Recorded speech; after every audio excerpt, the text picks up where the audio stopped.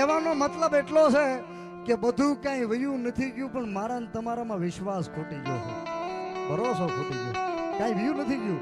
હજુ પણ હોકારા દીએ જેના હમાઈ ગયેલા હાડ, પણ સૌજન તારા સાડ એ તો હજી તને પૂજે છે પાળિયા. એવા સુરવીર આવ્યા છે પરમારના સુરવીર. ત્યારે રણસિંહ વાગે હુદા જાગન કાયર ભાગે ગામ બને.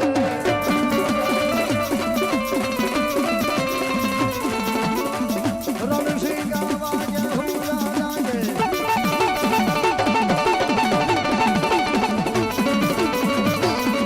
રણસિંહ વાગે હુદા જાગે કાયર ભાગે ગામ બને.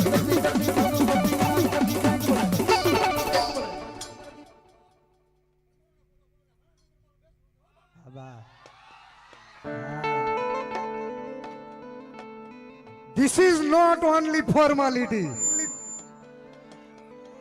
This is not only formality. This is a reality. આંગળી ચીંધો અને જો પોતાનો હિસાબ ન કરે તો ઈ જોગ માયાયું ન કહેવાય બાપ.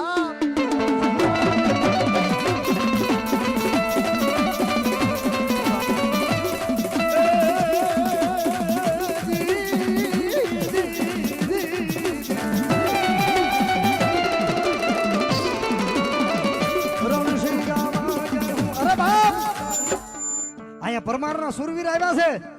ભરતભાઈ કેમ ગયા? ભરતભાઈ ખાટાભાઈ પરમાર. ભરતભાઈ કેમ ગયા? હા હા રમજો દાદા ઘડી. હા બાપ.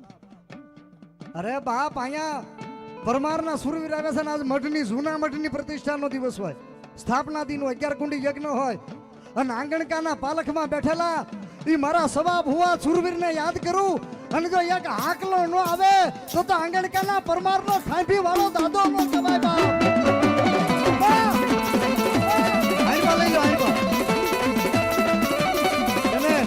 ભરતભાઈ ને બાવડા પકડીને આણપા લઈ લો. સ્ટેજ ઉપર આનું માન બનાવેલું છે ભુવાનું. ભરતભાઈ ને આણપા લઈ લો. અરે આંગણકાના પાદરમાં બેઠેલો ઈ પરમારના પાળિયાનો અરે જો એક હાકલો ન આવે તો મારો સવા દાદા પરમાર નો કહેવાય બાપ.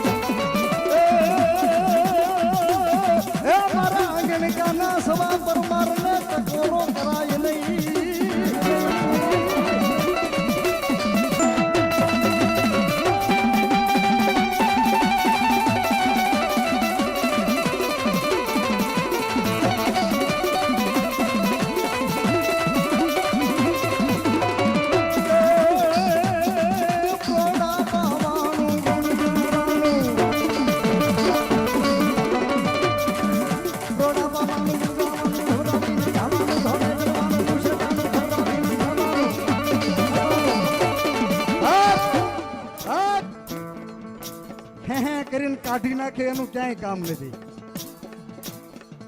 બાકી કોઈ ગાય વાળીને જાતું હોય, કોઈ બેન દીકરીની ઉપર નજર બગાડતું હોય અને કોઈ ભેખ સાધુ ચારણ રાવળ બારોટ ને બ્રાહ્મણ આને ભેખ કહેવાય.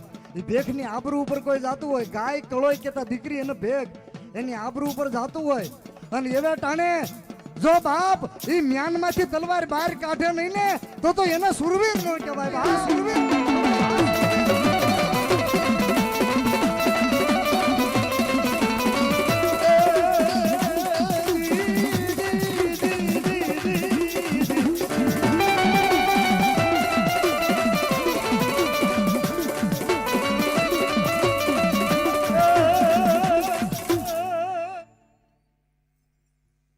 બોલ શ્રી મહાકાળી માત.